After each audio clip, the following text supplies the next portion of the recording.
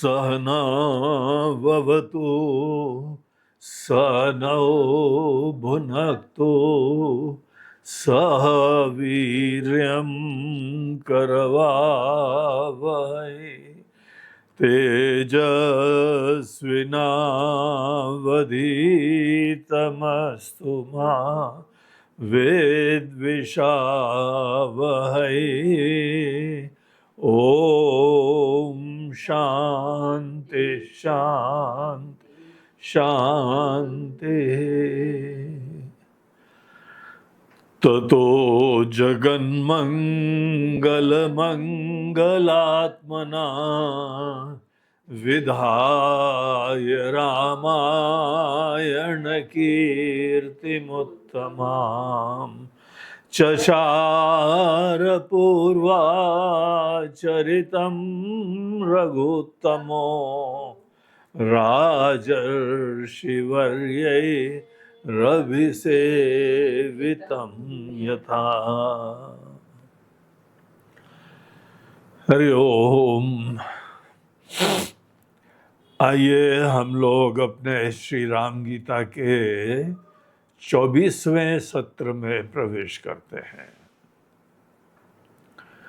पिछले बार हम लोगों ने बहुत ही एक सुंदर महत्वपूर्ण प्रसंग में प्रवेश करा था। 40वें श्लोक तक हमारा अध्ययन हुआ था और इसके अंदर भगवान राम आत्म के ज्ञान का एक बहुत महत्वपूर्ण प्रसंग कि जीव क्या होता है। हम सब लोग जीव है ना। हम सब लोग एक यहाँ व्यक्ति हैं। दुनिया के इस नाटक मंच पे हम सब एक व्यक्ति की तरह से प्रकट हैं और ये चीज आत्म के ज्ञान के अंतर्गत जानना बहुत ज्यादा महत्वपूर्ण होता है। अगर हम लोग व्यक्ति के व्यक्तित्व पे विचार न करें और इसको ग्रांटेड ले ले और इसी धरातल से अन्य किसी एक दिव्य सत्ता का विचार करते रहें तो आप ये समझ लीजिए ये एक टेक्निकल फैलेसी हो जाएगा, दोष हो जाएगा। अगर कोई जीव के यथार्थ पे चिंतन न करे और फिर आत्मा का चिंतन करे, ऐसे बहुत लोग करते हैं। अनेकों सत्संग में हमने देखा है वो आत्मा का ज्ञान देने लगते हैं, आत्मा को सच्चिदानंद भी दिखाते हैं, आत्मा को ब्रह्म की तरह से रिवील करते हैं और जितने वहां पे भक्त लोग हैं, जिज्ञासु लोग हैं, वो ये बात फिर बड़े प्रभावित होते हैं, बड़े इंप्रेस होते हैं और इस चीज की चर्चा फिर होती रहती है कि हम ब्रह्म भाव में कैसे जगें। देखिए यहाँ पे कितना इंपॉर्टेंट विषय है। कौन ब्रह्म भाव में जगना चाहता है? जो ब्रह्म नहीं है आज खुद देख रहा है कि हम छोटे हैं, हम एक व्यक्ति हैं, हमारे अंदर जो है संकुचितता है, हमारा जन्म हुआ है, हमारी वृद्धि होती है, हमको बीमारियां होती हैं और एक दिन यहां से हम लोग लुप्त भी हो जाएंगे। ऐसा व्यक्ति जो निश्चय करके बैठा हुआ है कि हम तो एक संकुचित प्राणी हैं, ऐसा व्यक्ति अगर बोले कि हम ब्रह्म हैं तो देखिए ये विरोधाभास हो गया ना। हमारा ज्ञान यही है, निश्चय यही है कि हम छोटे हैं और उसके उपरांत बहुत सुंदर यह दिव्य एक ज्ञान प्राप्त हुआ कि हम तो ब्रह्म है मूल रूप से। चलो होंगे, लेकिन यहां पे कौन ब्रह्म का ज्ञान प्राप्त करना चाहता है? जिसने निश्चय करके रखा है कि हम छोटे ही हैं।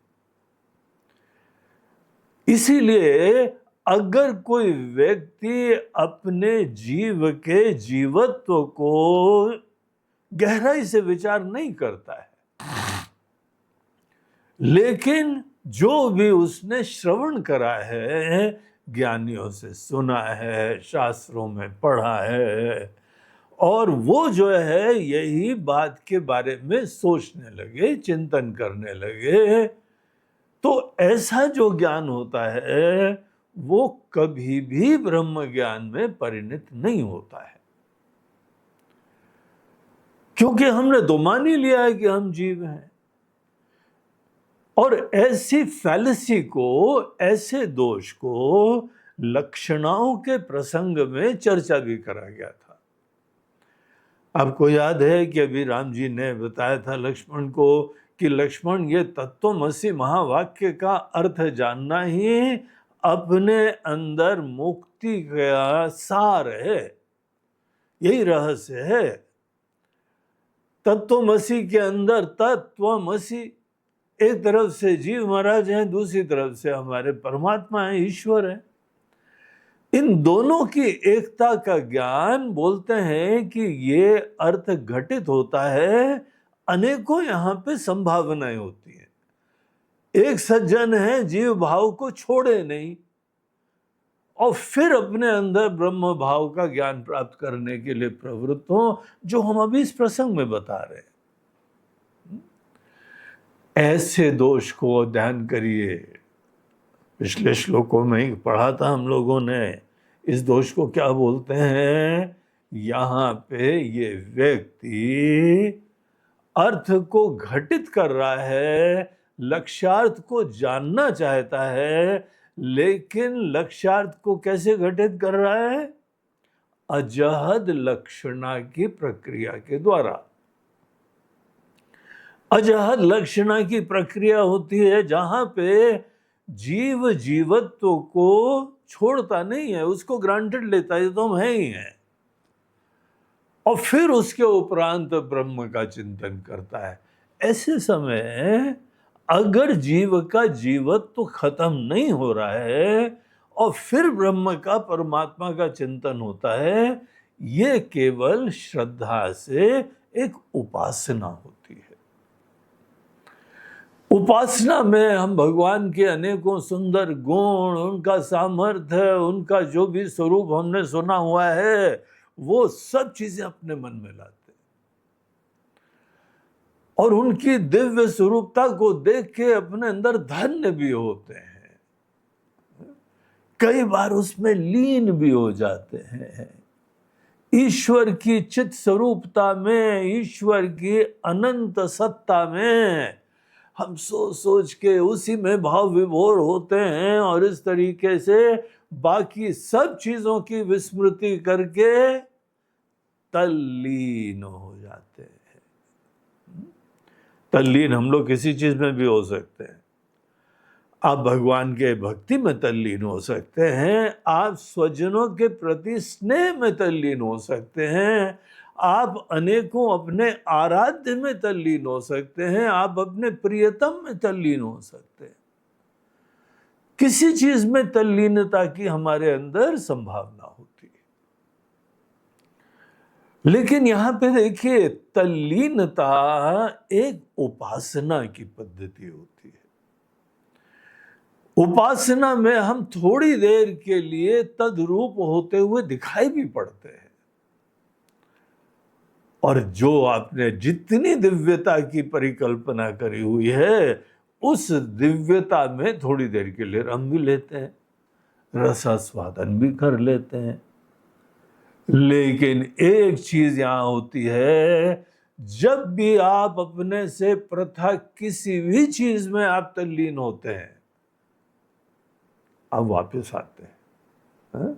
यही यहां पे प्रमाण है कि आप अपने से पृथक चीज में रम रहे हैं और थोड़ी देर के लिए रसपान करने के बाद, तल्लीनता के रसपान के बाद, फिर आप वापस आ गए, घर वापस पहुंच गए, आपकी घर वापसी हो गई। और घर में आप जानते हैं अभी तक कैसे हैं, बेचारे, किस्मत के मारे, अनेकों प्रकार की नश्वरताएं, अनेकों संकुचितताएं, अनेकानेक अपेक्षाएं, डर, ये सब का सब घर के अंदर ही आते हुए, घर मतलब हमारा आशय उस चीज से है जहां जिस धरातल पे आज तक रह रहे हैं, हम इसी धरातल पे रह रहे हैं, इसीलिए यहां आ जाना फिर हमको कोई सोचना नहीं पड़ता है, एट होम हो जाते। फिर वापस आ गए। फिर जो है वहाँ हमारी श्रद्धा उत्पन्न हुई, सर उठाया, प्रेरणाएं हुई, और फिर भगवान के ही अंदर तल्लीन होने की प्रेरणा हुई, तो अपने शरीर की थोड़ी गाड़ी वाड़ी चलाई। शरीर की गाड़ी चलाने में खाना होता है, पीना होता है, सोना होता है, टॉयलेट जाना होता है, सब चीजें इस शरीर की जरूरतें हैं। आपने बढ़िया जो है भोजन पानी कर लिया, सात्विक संतुलित, और उसके उपरांत जो है वहाँ थोड़ा बहुत शरीर की एक्सरसाइज भी करवा ली और विश्राम भी कर लिया, बहुत अच्छी तरीके से सो लिए, फिर फ्रेश होके उठ गए और उठते उठते प्रार्थना से चालू करा। प्रार्थना के उपरांत भगवत चिंतन हुआ, भगवत स्मरण हुआ, और फिर अनेकों ध्यान प्राणायाम में जप वप के बाद फिर से ध्यान, फिर से ईश्वर के तत्व का चिंतन करा, आपके स्वामी, आपके भगवान, और फिर उसमें खूब अच्छी तरीके से रमे और पुनः तल्लीन हुए।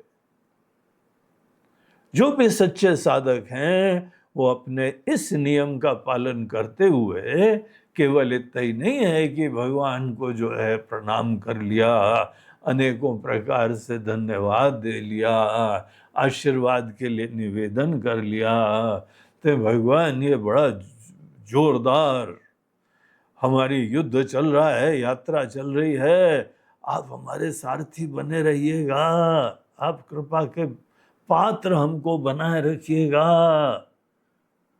जो जो डेली डायलॉग करते हैं, जो जो हमारी जो है गुफ्तगू होती है भगवान से, ये सब चर्चाएं कर करा के फिर जो है वहाँ तल्लीन हो जाते हैं। तल्लीनता हमारे अंदर श्रद्धा भक्ति की अनुपात से होती है। कितनी डिग्री ऑफ श्रद्धा है कि आप भगवान के चिंतन में आप अपने आप को भूल जाएं, यही तल्लीनता का मापदंड होता है। वैसे अपने आप को भूल जाना किसी के भी चिंतन में, ये किसी के लिए भी हमारे प्रेम भाव में, तल्लीनता में, डेडिकेशन में, सब चीजों में यही कसौटी होती है, मैं को भूलना। जब आप जो है प्रेम के मारे, आसक्ति के मारे भी अपने आप को भूल जाते हो, तो आपकी आसक्ति बड़ी उत्कृष्ट श्रेणी की है। आप भक्ति में अपने आप को भूल जाते हो तो आपकी भक्ति बड़ी उत्कृष्ट प्रकार की है। आप अपने जीवन के लक्ष्य में अपने आप को भूल जाते हो तो धन्य है आपका लक्ष्य, आप बहुत कुछ करके जाओगे दुनिया में। और जो मैं को भूल नहीं पाता है काम धंधे में, उसका जो है ऊर्जा खंडित हो जाती है। आधा मन यहाँ लगा हुआ है, आधा मन वहां लगा हुआ है। मन के अंदर किसी के शंकाएं रहती हैं, किसी की हवा रहती है। कोई मन के बारे में सतत सोचता रहता है, पता नहीं हम कर पाएंगे कि नहीं कर पाएंगे, हर काम के पहले। नहीं हमसे नहीं होगा, वो तो बड़ा मुश्किल है, हम तो जानते हैं, हाई स्कूल पास करना भी बड़ा रगड़ा था। कोई काम हमको दिया जाए तो बहुत प्रॉब्लम आते हैं। पता नहीं भगवान ने हमको किस मोमेंट में मैन्युफैक्चर करा था, तब से सब ग्रहों का कॉन्फ़िगरेशन हमसे विरुद्ध ही चलता है। कोई ना कोई रगड़े आ जाते हैं। तो कुछ लोग अपने बारे में डर से, शंका से, चिंता से चालू करते हैं।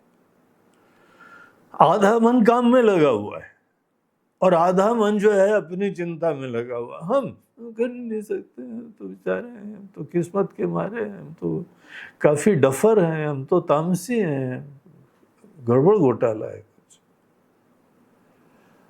ऐसे लोग डेफिनेटली तल्लीन ही नहीं हो पाते हैं, अपने लक्ष्य में नहीं समर्पित हो पाते हैं, भगवान के भजन नहीं कर पाते हैं।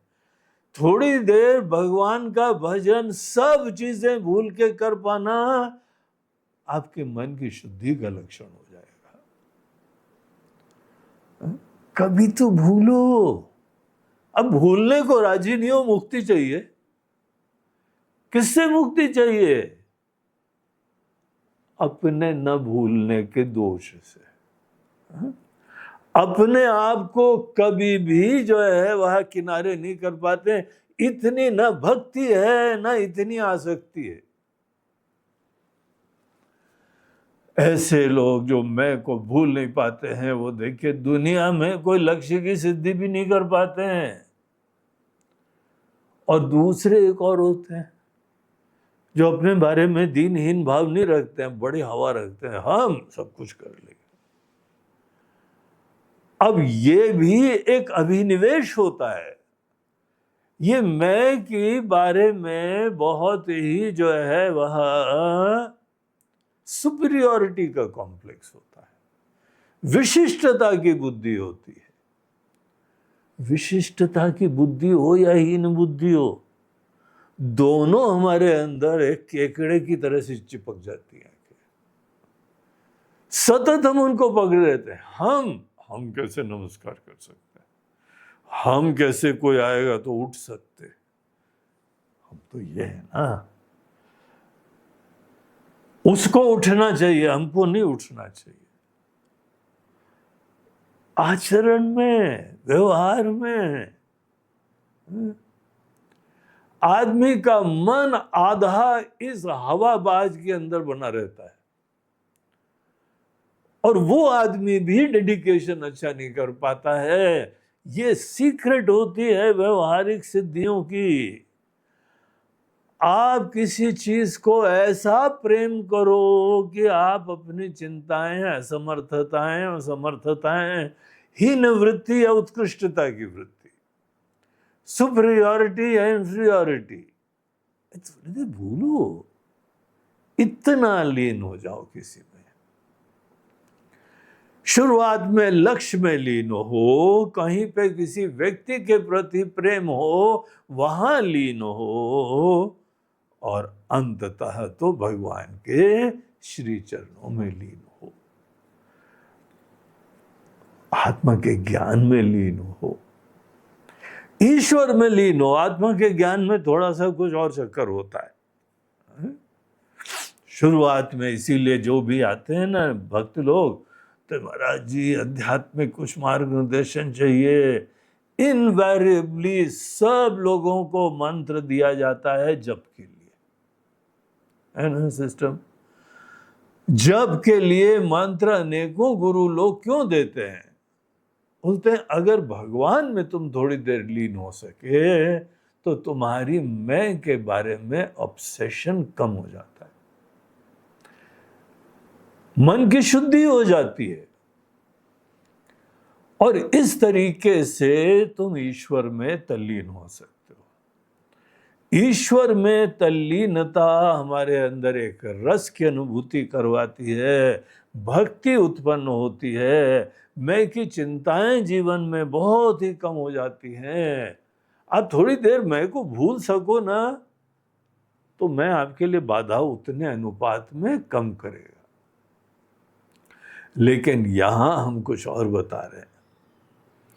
यहां ये बता रहे हैं कि आप अगर ईश्वर में तल्लीन हो गए तो थोड़ी देर के लिए सब स्ट्रेस खत्म हो जाएगा, थोड़ी देर के लिए बड़ा रसा स्वादन होगा, बहुत विशेष आनंद आता है। गहरी नींद से भी ज्यादा आनंद आने लगता है। गहरी नींद में देखो जाते हैं, सब चीजें किनारे कर देते हैं और अपने ही उसी कारण शरीर, अभिमानी आत्मा, उसमें लीन होते हैं, फ्रेश होके निकलते हैं वहां से। जिन जिन को लोगों को तनाव होता है वो गहरी नींद में जा ही नहीं पाते। कैसे लाइफ को उन्होंने बनाया है, किस तरीके से वैल्यू स्ट्रक्चर उनके रहे हैं कि उन लोगों के अंदर जो है सदैव एक बोझा बना रहता है, वो फकीरी नहीं आ पाती सोने के लिए। तो इसके बहुत फायदे होते हैं, आप तल्लीन हो जाओ, लेकिन तल्लीनता के नुकसान भी होते हैं। नुकसान उसके होते हैं जिस समय आदमी आत्मा का ज्ञान प्राप्त कर रहा है। आत्मा के ज्ञान में मैं को तल्लीन नहीं होना चाहिए।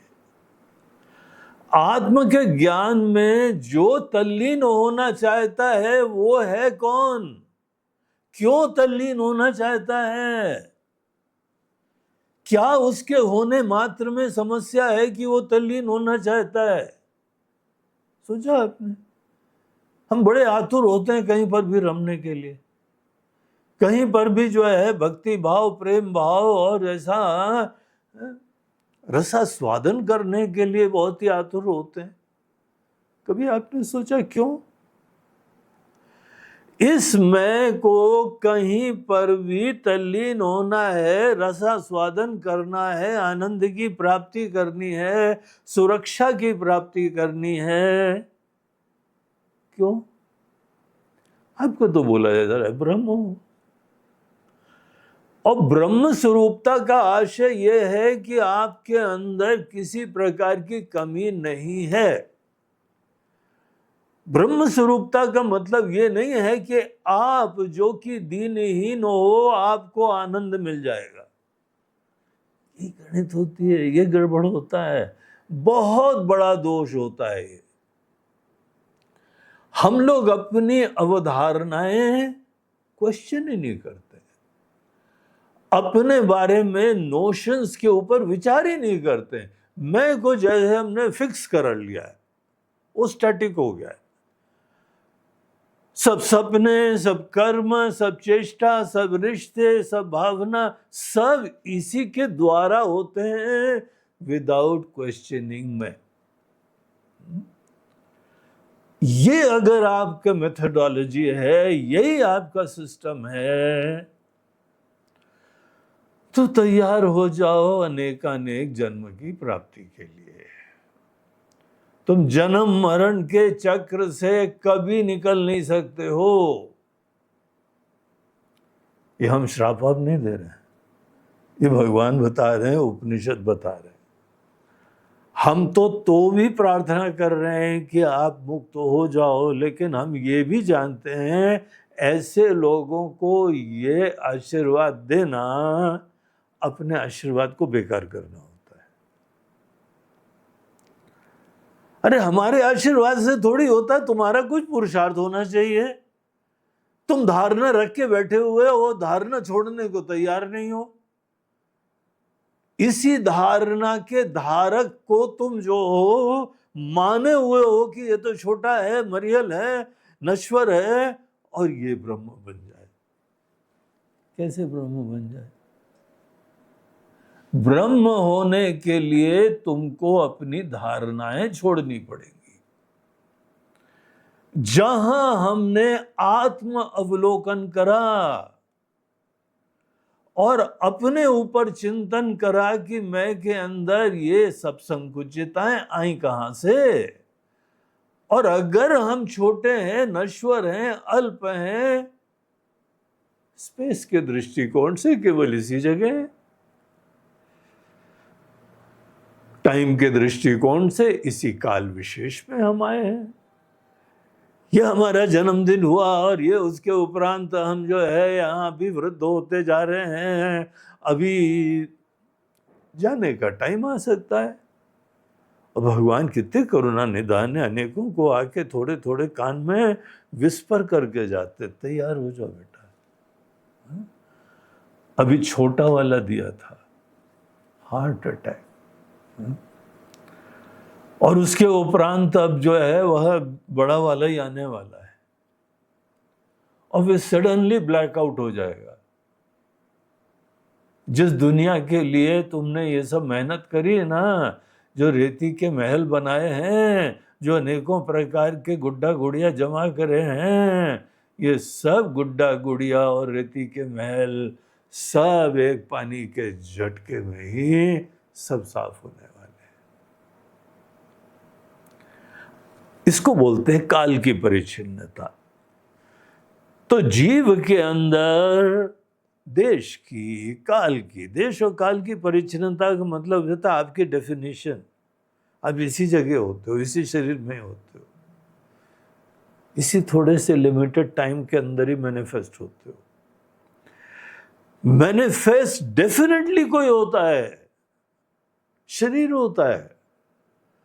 और शरीर जब मैनिफेस्ट होता है तो शरीर के अंदर चेतना भी मैनिफेस्ट होती है। एक लाइफ प्रिंसिपल, जैसे बल्ब होता है, बल्ब एक जगह संकुचित है और बल्ब को हमने बिजली से लगाया तो बल्ब के अंदर लाइट जलने लगी। हर व्यक्ति का शरीर एक बल्ब जैसा है और उसके अंदर अपनी अपनी विशिष्ट लाइट है।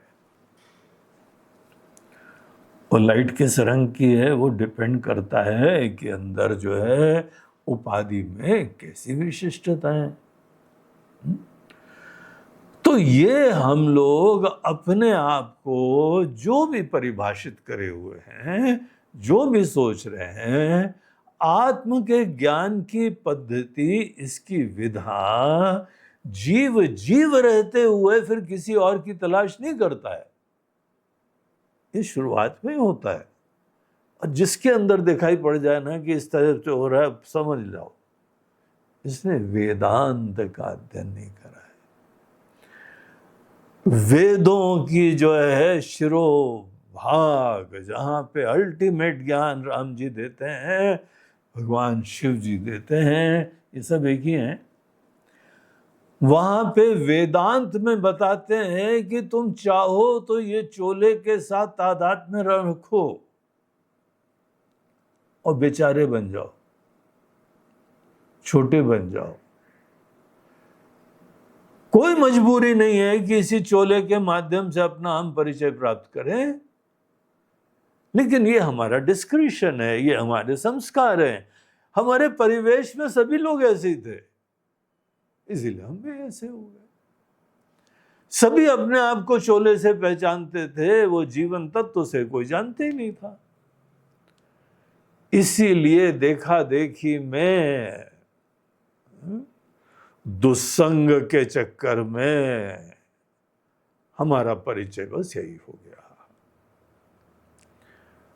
इसीलिए अगर आप जीव के जीवत्व को नहीं क्वेश्चन करते हैं, फिर पूजा करते हैं, भजन करते हैं, ध्यान करते हैं, ये सब चीजें थोड़ी देर डेफिनेटली आपको सुकून देंगे, प्रेरणा देंगे, अच्छी भावना देंगे, लेकिन अब वापस घूम फिर के घर आ जाओगे। समझ रहे हो ना, घर जहां सतत रहते हो, जो सतत मानते हो, फिर वापस आ जाओ। और इस तरीके से आपकी जीवन भर की यही यात्रा रहेगी, जाना चिड़िया की तरह से चुग चुगा के फिर वापस घर आ जाना है? इससे निकलने का एक तरीका है, और वो तरीका ही राम गीता में राम जी अपने ही प्रिय शिष्य और अनुज को वो ये सब बता रहे हैं। बोलते हैं कि हे लक्ष्मण, यहां पे जीव के ऊपर विचार करो। जीव को सीधे ब्रह्म का चिंतन नहीं करना चाहिए, यही तत्पद और त्वम पद का यही आशय होता है। हमारी ईश्वर के बारे में कुछ धारणा है, हमारी जीव के बारे में धारणा है, अपने बारे में जो धारणा है दोनों सुपरफिशियल है। सुपरफिशियल बोलने का मतलब पता है क्या है? ना अपने आप को जानते, ना भगवान को जानते। और क्या बढ़िया मजेदार स्थिति बन गई, ना हम अपने आप को जाने, ना हम अपने भगवान को जाने, और बोलने के लिए हम तो भगवान से बहुत भक्ति रखते। महाराज जी, I am a believer in God. कौन गॉड? भगवान बोलते हैं I am not this God. तुम जो भी हमारे बारे में सोचते हो, हम इसीलिए तो मंदिर में खड़े मुस्कुराते रहते हैं। पोंगा, भोंदू, अज्ञानी। भगवान भी दाएं बाएं देखते होंगे किसको भजन पूजा कर रहे हैं, किसका गुणगान गा रहा है, क्योंकि हम तो ये है ही नहीं। हम लोग जो अपने आप को देखते हैं ना, उसी लेवल से दूसरे को देखते हैं। जो आदमी बहुत ज्यादा काम क्रोध से युक्त है, लोभ से युक्त है, कोई लोभी आदमी होगा ना, सतत पैसे का सोचता है, और आप उससे मिलो ना, आपके बारे में भी सोचता है कितना पैसा कमाया है। इनका प्रवचन भी पैसे के लिए हो रहा है। ऐसा वो सब लोग सोचेंगे जिनके जीवन में पैसे का चश्मा लगा हुआ है। पैसे के दृष्टिकोण से सबको देखते हैं। भगवान विष्णु को भी पैसे के दृष्टिकोण से देखते हैं, बोलते हैं ये माला पहना काफी कॉस्टली है, ये मुकुट पहना है लगता है 24 कैरेट का है, और ये सिल्क की साड़ी, ओ वाह, काफी महंगी चीजें भगवान यूज करते हैं। वहां गुण कुछ नहीं दिखता है, उनकी भक्ति, उनका ज्ञान नहीं दिखता है, उनकी महंगी चीजें दिखती हैं। और फिर निश्चय होता है भगवान को महंगी महंगी चीजें पसंद हैं, इसीलिए हम भगवान की पूजा के लिए महंगी महंगी चीजें पहन के बैठेंगे। महाराज जी पूजा करनी है, शॉपिंग के लिए जा रहे हैं, काहे के लिए? पूजा करनी, शॉपिंग के लिए जा रहे हो? अरे महाराज जी, हमारे भगवान देखो सिल्क की साड़ी और ऐसा माला और ऐसा मुकुट, कौस्तुभ मणि, अब कम से कम कौस्तुभ ना हो, हीरे की तो हो ना हमारे पास, वो तुम अफोर्ड कर सकते हैं। ऐसे भक्तराज बैठेंगे, उसी नजरों से देखा जाता है दूसरे को। अब बहुत कामुक हो,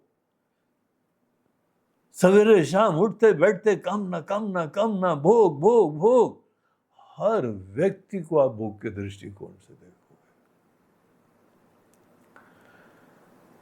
जिस चीज का हमारे मन के अंदर प्रधानता होती है ना, वही चारों तरफ दिखाई पड़ता है। एक दिन नए कपड़े पहने हमने, उस दिन सबके कपड़े दिखाई पड़े। एक दिन गाड़ी का हमको नंबर प्लेट बनवानी थी, उस दिन हमको इतनी डिजाइन की नंबर प्लेट दिखाई पड़ी, आज तक नहीं दिखती थी। और एक बार तो जूते खरीदने थे, उसके उपरांत तो शाम तक हमारे पास जूतों की इतनी डिजाइनें आ गई। कौन पहना ये थोड़ी देखते, जूते देखते। आपकी नजरें जहां पे हैं वही तो दिखता है ना। इसीलिए कोई लोग भगवान का रूप देखते हैं, कोई उनका रंग देखते हैं, कोई उनका जो है वह शिव जी का स्तुति कर रहे हैं, कर्पूर गौरम करुणावतारम, और कोई भगवान विष्णु का नीला रंग देख के बोल रहे हैं नीला मुझे श्यामल कोमलांगम, और रंग के ऊपर ही अटके हुए। भगवान बोलते तुमने प्रार्थना हमसे तो करी नहीं, तुम तो रंग वंग देख के गए थे, पेंटर महोदय, मिस्टर रंगीन, तुम तो रंग ही देखते रहे हो। अरे हम जो है यहाँ पे जो दिख रहा है तुमको, अभी तक तुम्हारी जैसी समझ है, सब बहुत ही सुपरफिशियल मीनिंग है। हमारी वास्तविकता को देखो, ये सब कुछ भी नहीं है। हम ये भी कभी सोच लो, कभी कभी हम इससे थोड़े और भी होंगे, कभी विचारो। उसी तरीके से अपने बारे में भी आज तक सोचा है क्या? तो ये भी यहाँ पे राम जी लक्ष्मण को 40वें श्लोक में यही रहस्य बता रहे थे। पिछली बार हम लोगों ने 40वें श्लोक का पाठ करा था, अर्थ देखा था। इसमें बताया गया है कि जीव किसको बोलते हैं। जब कोई जीव का चिंतन न करके ईश्वर का चिंतन करे, यह तत्वज्ञान की विधा नहीं है, यह उपासना का तरीका है। यह भावना उत्पन्न करने के लिए है, तत्व का ज्ञान नहीं है। जीव को जीव के बारे में विचार करना चाहिए, ये उसके तत्व के चिंतन की प्रक्रिया है। और वैसे ईश्वर का भी तत्व चिंतन करना। जल्दीबाजी में जो है ना, प्रणाम करो ईश्वर, राम जी राम जी राम जी, कृष्ण कृष्ण जी कृष्ण। अरे किसको प्रणाम कर रहे हो? तुम्हारी कुछ समझ है ईश्वर के बारे में, उसको प्रणाम कर रहे हो, और भगवान उसी को जो है वॉश ऑफ कर रहे हैं। बोलते हैं हम ही नहीं, पता नहीं क्या क्या देखते रहते हो हमारे अंदर। तो जीव का विषय यहाँ पे चल रहा है। राम जी बोलते हैं अनाद्य विद्योद्भव बुद्धि बिंबितो जीव प्रकाशो यमतीर्यते चिता। जीव भाव is comparable to reflection in the mirror. शीशे के सामने जब आप खड़े होते हैं तो उसके प्रतिबिंब पड़ता है। उसी तरीके से हमारा अंतःकरण बहुत ही शीशे की तरह निर्मल होता है, और इसी हमारे मन रूपी शीशे के अंदर जीवन तत्व का प्रतिबिंब पड़ता है, चेतना का आभास होता है, चेतना का प्रतिबिंब पड़ता है। ये बिंब और प्रतिबिंब में क्या फर्क है महाराज जी? दोनों चेतन है ना। बोलते बिल्कुल दोनों चेतन है, लेकिन तो भी दोनों में बहुत बड़ा भेद होता है। जो प्रतिबिंब दिखता है वो उसमें दो चीजें होती है। आपकी शक्ल भी होती है, शक्ल का आभास होता है, और दूसरी तरह से शीशे के भी गुण उसके अंदर होते हैं। शीशे में थोड़ा सा लालिमा हो और पीलिमा हो या नीलिमा हो, हल्का सा टिंटेड ग्लास होता है ना, आपको रिफ्लेक्शन पीला नीला दिखाई पड़ेगा। रिफ्लेक्टेड चीज के अंदर आप भी हैं, आपका चिदाभास है, इसका बिंब प्रतिबिंब है, लेकिन वो शीशे के गुणों के साथ विराजमान। तो ऐसे ये जो रिफ्लेक्टेड कॉन्शियसनेस है, और इसके अंदर ये जो नश्वरता है ना, छोटापना है, ये चेतना का धर्म नहीं है, ये उपाधि का धर्म है। अपने आप को जो ये सोच रहे हैं कि हम छोटे हैं, हमारा जो है काल विशेष में जन्म हुआ, काल विशेष में ही हम यहाँ से चले जाएंगे। उसके बाद एक स्वामी जी हमको मिले, बोलते हैं स्वामी जी थोड़ा पैसा जमा करा है हमने। बोला काहे के लिए करा है? स्वामी जी हो यार, पैसा वैसा क्यों जमा कर रहे हो? बोलते हैं विशेष काम के लिए, और वो आप ही को सेवा देनी है। आप हमारे बहुत भरोसेमंद हो, आपके प्रति जो है वो हमारी भी बड़ा प्रेम है, और आप भी कितना स्नेह करते हो हमारे प्रति। आपको हम एक काम देना चाहते हैं, महाराज जी जब मर जाए ना तो क्रियाक्रम करवा देना। हम बोला रे महाराज, हम दोनों ने एक ही गुरु जी के पास साथ में अध्ययन करा है कि ना हम मरते ना आप मरते हो, और आप आज भी वहीं खड़े हुए हो, जब मर जाएंगे तो क्रियाक्रम कर देना। मरने के बाद जो क्रियाक्रम का सोचे उसके अंदर समझ लो ज्ञान इल्ले, कोई ज्ञान व्यान नहीं है उसको आत्मा का। हाँ? मरने के बाद जहां शरीर रहेगा वहां के लोग क्रियाक्रम करेंगे, हम तो उड़ गए। वो लोग अपने कल्चर, अपने संस्कार, अपनी भावना के अनुरूप आपका क्रियाक्रम करेंगे। आपका ना जन्म मरण होता है, ना आपका मरण किसी प्रकार से संस्कार होता है। छोड़ो यार ये सब, कहाँ इस चक्कर में। नहीं नहीं आप बोल दो, हम करवा देंगे। बोला करवा देंगे, अगर तुम पहले गए तो, अगर हम पहले गए तो, बोलते फिर हम आ जाएंगे। अगर हमको टाइम से सूचना मिल गई ना, क्योंकि हम लोग तो हैं स्वामी लोग, घूमते फिरते रहते हैं, अगर सूचना मिल गई तो हम अवश्य तुम्हारा क्रियाक्रम करवाएंगे। देखो अब ये स्वामी जी महाराज का ज्ञान इल्ले। जीव जो यहां एक प्रकट होता है, जीव भी प्रकट होता है, ईश्वर भी प्रकट होता है। याद है ना रामायण में राम जी का जब जन्म हुआ था तो गोस्वामी तुलसीदास जी रामचरितमानस में लिखते हैं, भय प्रकट कृपाला दीन दयाला। ईश्वर का भी एक प्राकट्य होता है, निश्चित रूप से कुछ चीजें सामने आती हैं, कोई ना कोई चीज का जन्म होता है, अभिव्यक्ति होती है, यही तो जानना है। आपका भी अभिव्यक्ति होती है, हमारी भी अभिव्यक्ति होती है, और प्रतिबिंब की भी अभिव्यक्ति होती है, चिदाभास की भी अभिव्यक्ति होती है,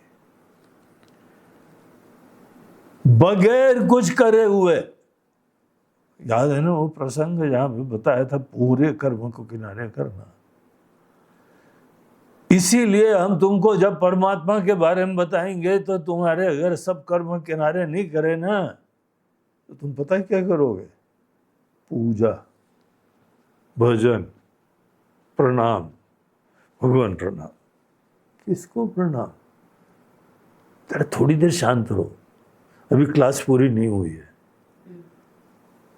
प्रणाम प्रक्रिया बाद में चालू करना। हा? अभी कुछ ना करो प्लीज। अभी ये समझो कौन प्रणाम कर रहा है, किसको प्रणाम कर रहा है। जीव केवल एक अभिव्यक्ति है, और उससे पहले तुम पहले से ही विराजमान थे। अब ये हमको नहीं पता हो तो अभिव्यक्ति को मैं समझ लेंगे, और एक बार जाके वहां पे मैं की बुद्धि रखी, फिर उस मैं की कहानी तुम्हारी कहानी हो जाएगी। तो ये चीज को ही समाप्त करते हुए राम जी बोल रहे हैं कि जीव को अभिव्यक्ति समझो। जीव की संकुचितता उपाधि से जुड़ने के वजह से, जीव की नश्वरता शरीर का धर्म है। कब तक इसको मैं का धर्म समझते रहोगे? कब तक मैं के ऊपर ये कीचड़ उछालते रहोगे? शरीर का धर्म मैं के ऊपर मानना, आरोपण करना, ये चेतना के ऊपर कीचड़ उछालना होता है। और ये तुमको देखने की जरूरत है, करने कराने की आतुरता मत रखो, शांत मन से देखो। दो चीजें, चेतना भी है यहां पे और संकुचितता भी है। जीव के अंदर जड़ चेतन दोनों का अंश है। जो उसमें जड़ता का अंश है वो उपाधि के धर्म है। उपाधि को धारण करते हुए इसको अज्ञानवशात मैं और मेरा मान बैठे। शुरुआत में मैं समझना बंद करो, मेरा समझो, और जो चीज मेरी है आपको आगे पीछे वो भी समझ में आ जाएगी, ये हमसे अलग है। जो हमसे अलग होता है उसी को तो मेरा बोलते हैं ना। प्रिय है, अच्छा है, उपयोगी है, लेकिन ये भी तो रियलाइजेशन होना चाहिए हमसे अलग है वो। ये जो मन में सोच है, इतना ज्यादा डीप एसोसिएशन है, इसको छोड़ना ही आत्म के ज्ञान का इस साधना होती है। तो ये यहाँ पे एक तरफ से दृष्ट अभिव्यक्त जीव है और दूसरी तरफ से कोई न कोई एहसास उत्पन्न करा हुआ है उसका। जो जीव की कहानी देख रहा है, जो जीव का आभास उत्पन्न करवा रहा है, वो सब अनुभव कर रहा है, उसके लिए नाम दिया जाता है कि उसको साक्षी जानो। जीव की अनुभूति के समय दो चीजों की अनुभूति होती है। एक तो दृष्ट एंटिटी की भी होती है, उसकी जीवन कथा की आप देखते हैं, उसके गुण दोष देखते हैं, और एक तरफ से वो प्रकाश है जो सब चीजें प्रकाशित करता। यही सूक्ष्म सा एक विवेक होता है। इस सूक्ष्म विवेक को जो प्राप्त करते धीरज से, और जितना हद तक मन जो है ना संन्यास्त होगा, फ्री होगा, कुछ करने के लिए आतुर नहीं होगा, वो ये पकड़ लेते हैं बात। बाकी खुद सेल्फ जेनरेटेड विक्षेप उत्पन्न करते, पुनः फिर से कुछ करने लगते। कुछ करना विक्षेप हो जाता है, डिस्ट्रैक्शन होता है। तो ये चीज 40वें श्लोक में महत्वपूर्ण चीज बताने के बाद अब देखिए 41वें में अगले श्लोक में हमको जीव के अंदर जड़ और चेतन दोनों चीजें कैसे आती है उसका रहस्य बताते हैं। चिद्बिंब साक्ष्यात्मधियां प्रसंगतः साक्षात्मधियां प्रसंगतः त्वेकत्र वासादनलाक्तलोहवत् एकत्र वासादनलाक्तलोहवत् अन्योन्यमध्यासवशात् प्रतीयते अन्योन्यमध्यासवशात् प्रतीयते जड़ा जड़त्वं च चिदात्मचेतसो जड़त्वं च चिदात्मचेतसो। थोड़ा सूक्ष्म सा ये चिंतन चल रहा है, वो शांति से ध्यान से समझने की जरूरत है। तो यहाँ राम जी बोलते हैं कि ये जो जड़ और अजड़, जड़ा जड़त्वम, हमारे अंदर ये हमारी कहानी, अब कुछ करने के लिए विक्षेप मत उत्पन्न करो। राम जी का भजन करने लगो, राम जी की प्राप्ति की प्रार्थना करने लगो, सब रोको, शांत रहो। बहुत सूक्ष्म चिंतन है, बहुत आवश्यक चिंतन है, और ये तभी हो पाएगा जब पहले तुमने भजन इत्यादि भक्ति उत्पन्न करी हुई है। भक्ति से अपनी चिंता खत्म होती है, इसलिए भक्ति परम आवश्यक है। अब एक सज्जन आते थे, महाराज ये ज्ञान से होती मुक्ति होती, भक्ति से होती। बोला यार तुम्हारे पास क्या है, तुम यही सोचो भक्ति बहुत आवश्यक होती है। पता भक्ति का मतलब क्या होता है? भक्ति का मतलब केवल भाव उत्पन्न करना नहीं होता है। भक्ति का मतलब होता है कोई इतना महत्वपूर्ण हो गया है, प्रिय हो गया है, आदरणीय हो गया है कि अब तुमको अपनी चिंता खत्म हो गई। अपनी चिंता जिसकी खत्म हो गई है उसी में तो भक्ति है। आपके रिश्ते होते हैं। जो व्यक्ति सदैव अपने बारे में ईगो की भावना, कामना, क्रोध, महाराज जी हमारी पत्नी बहुत ही प्रिय थी, अब वो चली गई है तो अब हम उसको मिस करते हैं, इतनी हमारी जो है आराम व्यवस्था, कामना की पूर्ति सब के लिए सहायक होती थी। बोलते हैं अगर अपनी आराम, कामना की पूर्ति, अहम की संतुष्टि, इसके लिए तुम मिस करते हो तो तुम पत्नी से प्रेम नहीं करते हो, अहम की संतुष्टि मात्र होती है। तुम्हारे ईगो फुलफिलमेंट के लिए तुम्हारे लिए पत्नी थी, और अगर यही तुम्हारी पत्नी का लेवल है तो उसके भी अहम की संतुष्टि के लिए तुम हो। दोनों जनों के अहम की संतुष्टि, कामना की पूर्ति, आवश्यकता की पूर्ति, दोनों का ईगो जो है अन्योन्य एक दूसरे लोग पूरा करते रहेंगे, दोनों में प्रेम नहीं है। प्रेम एक अलग ही चीज होती है। हाँ? इसीलिए जिसने भगवान की भक्ति प्राप्त कर ली है और अपनी चिंता खत्म हो गई है, ऐसे लोग ही ज्ञान प्राप्त करते हैं। इसीलिए फोकट के प्रश्न हैं महाराज जी, ज्ञान की भक्ति। अरे भक्ति के बाद ही होता है भैया, क्योंकि भक्ति के बाद अपनी चिंता खत्म हो जाती है और तुम्हारे चिंता भगवान के चिंतन में कभी बाधा नहीं डालेगी। बहुत शांति से सोचो, जीव के अंदर जड़ चेतन के अंश कैसे हैं? चौपाइयां आती, मंत्र के प्रमाण मिलते हैं कि जीव जो है जड़ चेतन का मिश्रण होता है। उसका उत्तर यहां राम जी दे रहे हैं। इतने सुंदर प्रसंग है ये, इतने महत्वपूर्ण प्रसंग है। कहीं आपको देखा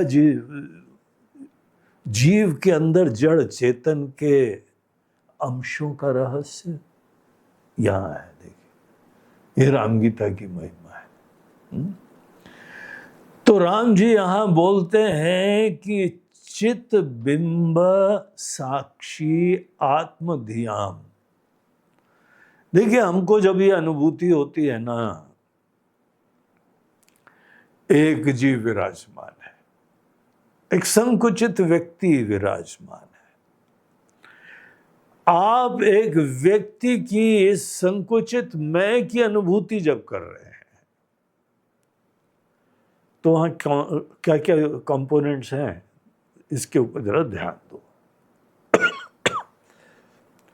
बोलते हैं यहां पे 3 चीजें विराजमान है। Can you believe it? आपको एक ही दिख रहा है, एक व्यक्ति है। बोलते इस पूरे सीन के अंदर 3 चीजें दिख रही है। एक तो यहां पे ये हमारे मन दिख रहा है जिसमें विचार आ रहे हैं। धियाम, आत्मधियाम, अपनी बुद्धि, कुछ भी विचार आ रहे हैं। जीव का विचार आ रहा है, मुक्ति का विचार आ रहा हो, कोई भी आ रहा हो, अब हम लोग इस समय फोकस्ड रूप से जीव का चिंतन कर रहे हैं। तो जीव का चिंतन हो रहा है ना, जीव का विचार आ रहा है। तो ये विचार एक कंपोनेंट हो गया। दूसरा कंपोनेंट ये जीव हमारा, जिसको समझना चाहते हैं, ये व्यक्ति है, ये हम दुनिया में आए हैं, वो हम एक समय विशेष में आए हैं, इस समय जीवित हैं और एक समय हमारा प्रयाण हो जाएगा। ये जीव, तो इसको बोलते हैं चित बिंब, चित का प्रतिबिंब, चिदाभास, संकुचित चेतना। एक लिमिटेड चेतना है ना जीव नाम की, तो ये लिमिटेड चेतना, अभिव्यक्त चेतना, और ये ही ग्राह्य होती है, ये अनुभव का विषय होती है। हम जानते हैं इसको, तो एक तरफ से हम जान रहे हैं कि हमारे अंदर विचार चल रहे हैं, एक तरफ से हम जान रहे हैं कि यहां पे एक हम संकुचित व्यक्ति विराजमान है। तो ये 2 चीजें हो गई। और एक और चीज विराजमान है, वो चेतना जो पूरे सीन को देख रही है। वो नाटक का दीपक जो पूरे जो है नाटक मंच को आभासित कर रहा है, जिसको हम लोगों ने पिछले श्लोक में साक्षी कहा था। चिद्बिंब साक्षी आत्मधियाम प्रसंगता तो एकत्र वासात, ये एक ही जगह सब चीजें मिश्रित रूप से बैठी हुई है और आपको एक वस्तु यहां पे दिखाई पड़ रही है। एकत्र वासात, एक ही जगह वास है इनका, एक घर में नहीं, एक ही एंटिटी में ये तीनों चीजें हैं। जब हम अपने अंदर व्यक्ति का स्मरण कर रहे हैं तो तीन तीन चीजों का अनुभव हो रहा है। पहले तो शांति से इसको, पहले इस फैक्ट को देखना चाहिए। जब मैं के आप कॉन्शियस हैं, जब मैं का चिंतन कर रहे हैं, मैं का शोध हो रहा है, तो मैं की तरफ दृष्टि डालते हम अहम अहम तया स्फुरति, जागृत स्वप्न सुषुप्त्यादि, इन समस्त अवस्थाओं में अहम अहम तया जो मैं की तरह से व्यक्त होता है। इस मैं के अंदर तीन चीजें, अरे महाराज इसके अंदर भी आगे सूक्ष्म है। इस मैं तक पहुंचने के लिए बहुत सारी चीजें किनारे करनी पड़ी। इसके अंदर भी बोलते हैं, हाँ इसी को बोलते हैं गहराई में डुबकी मारना। हाँ?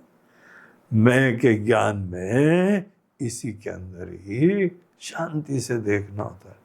अब समझ लो शांत मन, संन्यस्त मन कितना इंपॉर्टेंट होता है। इतने सारे बर्डन और प्राथमिकताएं और गोल्स हैं तो वो ये सब सूक्ष्म चीजों से मिस आउट कर जाते हैं। केवल मैं को देखो। और ये हमारे वाक्य बोलना नहीं, हमारे वाक्य पॉइंटर्स हैं, लक्षणाएं हैं। लक्षणा को बोलने से लक्ष्यार्थ नहीं दिखता है, लक्षणा से उस दिशा में चिंतन होता है और फिर ये बात पकड़ में आती है। अगर कोई ग्राह्य है तो उपाधि, और चेतना भी जो ग्राह्य है, जो संकुचित है, जो जीवित एंटिटी है, वो भी उपाधि के धर्मों से युक्त हो गई। और जो केवल प्योर चेतना है, जो सबको आभासित कर रही है, उसके अंदर आभासित करने की चेष्टा भी नहीं है, केवल प्रकाश मात्र। उसको पकड़ना, that is the name of the game. बात समझ जाना। प्रतिबिंबित चेतना और प्योर चेतना, उपहित चेतना, conditioned consciousness and pure consciousness, ये दो बड़े शांत मन से इन दोनों को देखो। कल्पना नहीं करना है, कल्पना करने से मुक्ति नहीं होती है। धीरे से शांति से निश्चय करना चाहिए। आपने जहां निश्चय करा, चेतना सब धर्मों से फ्री हो जाएगी। बोलते हैं केवल यहां पे एक तरफ से चलो चेतना है, दूसरी तरफ से उपाधि है ना। हमारा मन, हमारी बुद्धि, हमारे विचार, ये माया के सत्व गुण से बनते हैं। और ये जो भी माया के गुण होते हैं सब जड़ होते हैं, स्वतः लाइफलेस होते हैं। उनका एग्जिस्टेंस भी नहीं होता है इंडिपेंडेंटली। उनको कोई ना कोई आत्मवान करता है, तभी एग्जिस्टेंस हो पाता है। तो ये जो हमारे अंदर थॉट्स हैं, जो विचार हैं, इसकी जो आकृति है, इसकी जो विशिष्टता है, जिस विषय को पॉइंट करती है, वो थॉट, वो कंपोनेंट जड़ होता है। जब तक आशीर्वाद न दो तब तक वो जो है वो ज्ञानी नहीं होता है, रिवील ही नहीं होती, कोई ब्लेस करता है उसको। तो इसके अंदर जड़ता है, इसको ब्लेस करना पड़ता है, तभी ये डायनेमिक होती है। आप अपने विचारों को महत्व दो तो विचार आपके नाचने लगेंगे। आप विचारों की उपेक्षा करो तो विचार जो है नामो निशान खत्म हो जाएंगे। हमारे आशीर्वाद से विचार लिविंग बनते हैं। तो अब आज इस समय हमारे अंदर विचार, मैं का भी विचार है, जीव का भी विचार है, दुनिया के विषयों का भी विचार है, सब थॉट्स हैं। एक इदम वृत्ति, एक अहम वृत्ति, सब विचार हैं। और विचार अपने आप में, उसमें शुरुआत में समझिए दो चीजें हैं, एक जड़ है, एक चेतन है। तो यहां भगवान बोलते हैं जड़ चेतन का जिसके अंदर विवेक अभी नहीं हुआ, वो जड़ चेतन के धर्मों का अन्योन्य अध्यास हो जाता है। अन्योन्य अध्यास वशात प्रतीयते।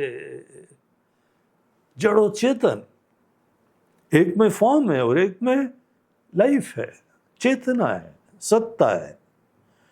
चिन्मयी सत्ता और एक नाम रूप की संकुचिता, इन दोनों के मिश्रण से ये वृत्ति रूपी जलेबी बनती है, रसमय जलेबी है? और यहां देखने के बाद राम जी एग्जाम्पल देते हैं, एक बिल्कुल लाल लोहे का गोला, अनलाक्त लोहवत।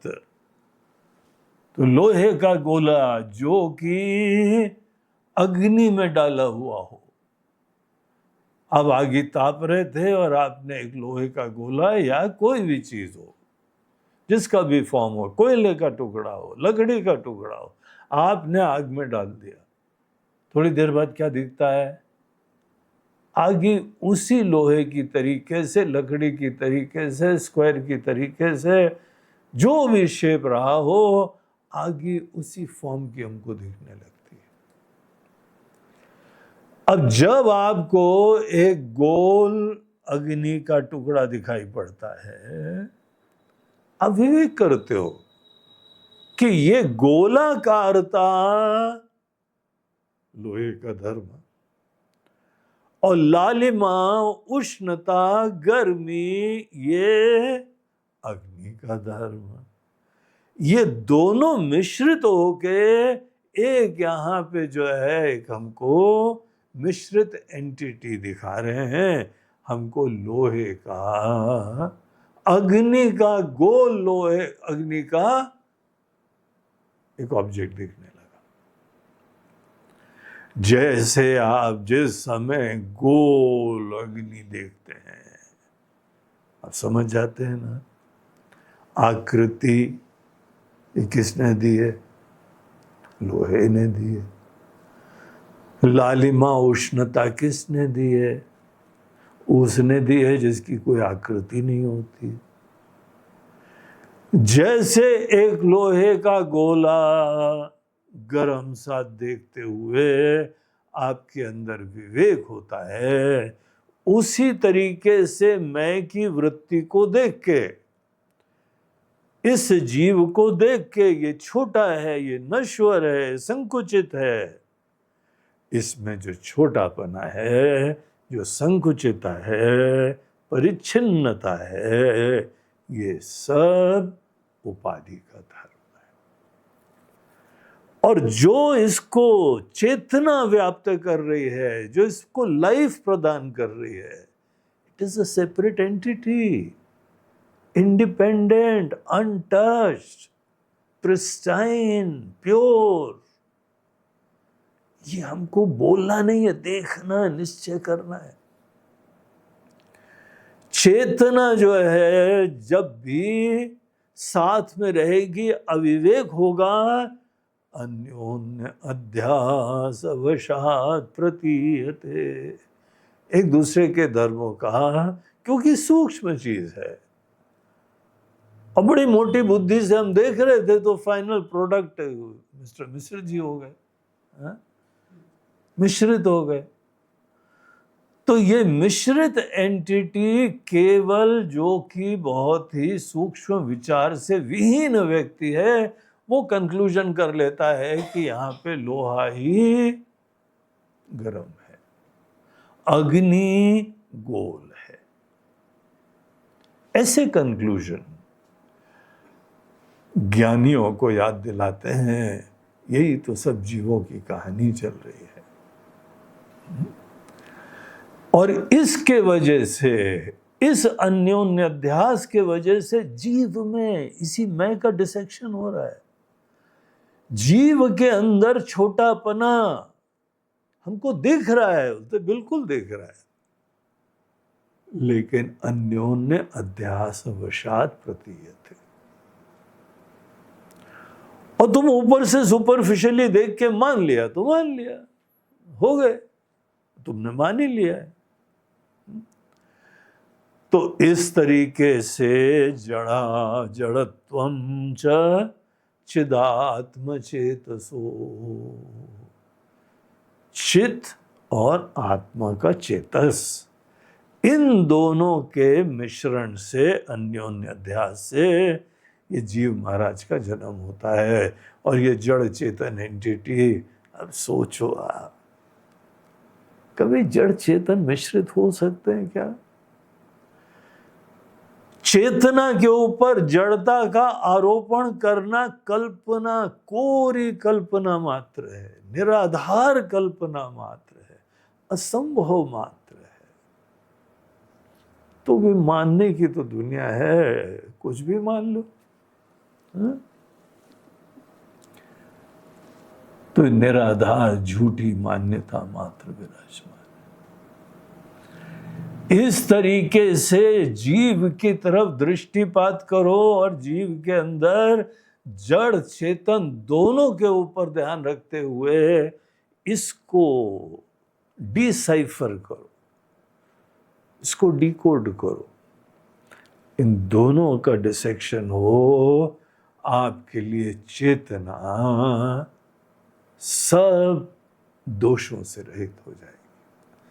यही रहस्य है गीता के उस श्लोक का, सर्वधर्मान परित्यज्य मामेकम शरणम व्रज। चेतना के ऊपर से सब धर्मों का निषेध करो, देखो शांति से, कोई कर्म नहीं है, देखना मात्र है।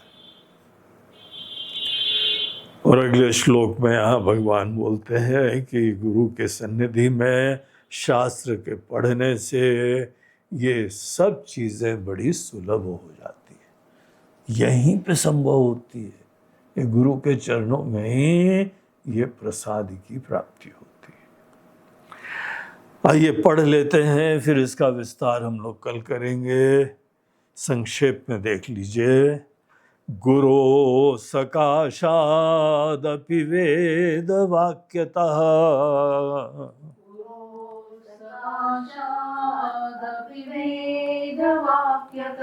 संजात विद्यानुभवो निरीक्ष्यतम्।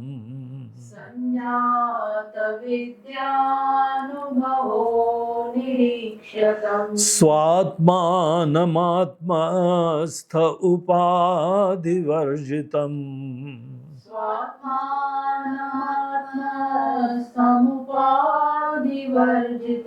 त्यजेदशेषं जडमात्मगोचरम्।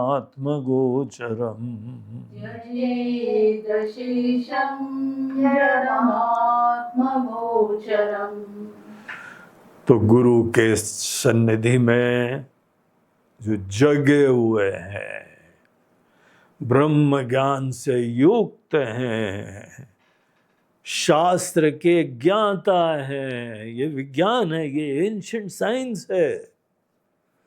वेदांत ये ही आत्मज्ञान की जो है एंशिएंट साइंस है। बहुत सारे संत लोग होते हैं, लेकिन अगर वेदांत का ज्ञान नहीं है, इतना बढ़िया राम जी जैसा कम्युनिकेशन नहीं हो पाता है।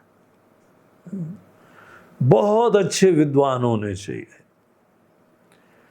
गुरु उनको कहते हैं जो श्रोत्रिय हो, ब्रह्मनिष्ठ हो, और हमको शिष्य की तरह स्वीकार करके ज्ञान देने का जिन्होंने संकल्प ले लिया हो। गुरु कोई व्यक्ति नहीं होता है, गुरु एक रिलेशनशिप होती है। उनके अंदर ज्ञान और शास्त्रों की विद्वत्ता, जागृति ये होना चाहिए। लेकिन हमारे गुरु तो तभी बनेंगे ना जब हम उनके शिष्य होंगे, और वो हमको शिक्षा देने के लिए तैयार हो जाएंगे। तो ये 1-to-1 रिलेशनशिप है। तो ऐसे के पास रहते हुए बोलते हैं जीवन का सर्वोत्कृष्ट चीज है। गुरु के पास रहना ज्यादा महत्वपूर्ण है। परिवार के साथ भी अच्छा है, परिवार के लोग हैं, एक दूसरे के सुख दुख में काम आते हैं, लेकिन आप कभी वहां पे ज्ञानवान नहीं बन पाओगे। गुरु के पास रहना सब संबंधों से ज्यादा श्रेष्ठ और उत्कृष्ट होता है। वही आपके माता पिता, बंधु बांधव सब हो जाएं, ऐसा हमको सामर्थ्य होना चाहिए, आत्मबल होना चाहिए। और केवल टाइम पास करने के लिए नहीं, ज्ञान की प्राप्ति की आतुरता होनी चाहिए। गुरु सकाशादपि वेद वाक्यता, गुरु के पास रह के वेदों का वाक्य का चिंतन होना चाहिए। वेद से यहां आशय वेदांत से है, क्योंकि वहीं पे वेदांतों में ही तत्व का ज्ञान देते हैं। वेदों के बड़े भाग हैं, कर्म कांड भी है, उपासना भी है और वेदांत भी। तो वेदांत से आत्मा का ज्ञान प्राप्त होता है। संजात विद्यानुभवो निरीक्षितम, उनके ही सन्निधि में ये सब बातें पता लगती हैं, स्पष्ट होती हैं, और उसके उपरांत ही स्वात्मानमात्मस्थ उपाधि वर्जितम, वो आत्मा, वो मैं जो उपाधि वर्जित। आज उपाधि युक्त होता है, शुरुआत में विवेक से ही उपाधि के धर्म मैं के ऊपर से दूर करना, और उसके उपरांत त्यजेद शेषम जड़मात्म गोचरम, जो व्यक्ति विवेक की प्राप्ति के बाद जो अनात्मा है उनके प्रति संबंध आत्मा का नहीं रखता है, उसके बाद बाहर की चीजें जस्ट देखना वो इशू नहीं है, लेकिन दृष्ट उपाधि में आत्मबुद्धि रख लेना, यही अपने अंदर छोटे पने का जन्म होता है।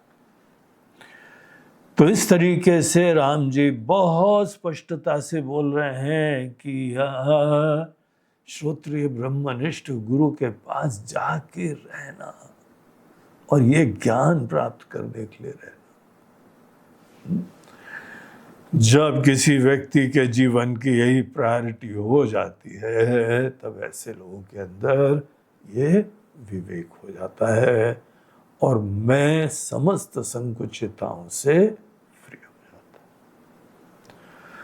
तो बहुत ही सुंदर दिव्य प्रसंग चल रहा है। अब इसको हम लोग कल आगे कंटिन्यू करेंगे।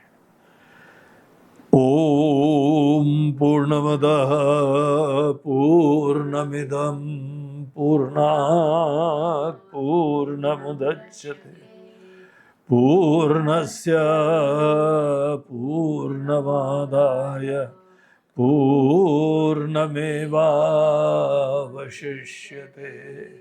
ओम शांति शांति शांति। हरि ओम श्री गुरुभ्यो नमः।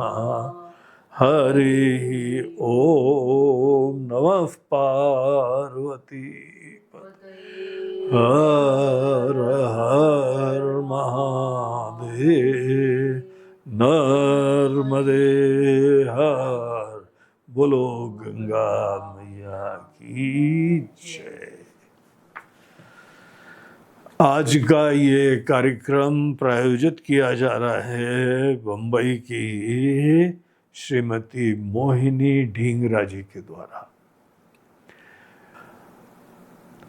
मोहिनी जी के पति स्वर्गीय गुरुमुख दास ढींगरा, इनकी जीवन में अर्ली लेज में ही कुछ बीमारी हो गई थी, इनके प्रारब्ध खत्म हो गए थे और इनका यहाँ से जाना हुआ। और आज भी मोहिनी जी इनके स्मरण में, इनकी याद में भगवान से प्रार्थना भी कर रही हैं कि इनका मंगल हो। इनकी कृपा भी, ये पितृ लोगों की कृपा हम लोगों के परिवार में बहुत प्रभावी होती। सबकी कृपा बनी रहे, कृपा है उनकी और भी बनी रहे, और वो भी जहाँ पर भी हो सुखी हो, ईश्वर की कृपा के पात्र बने रहे। हरि ओम तत्सत।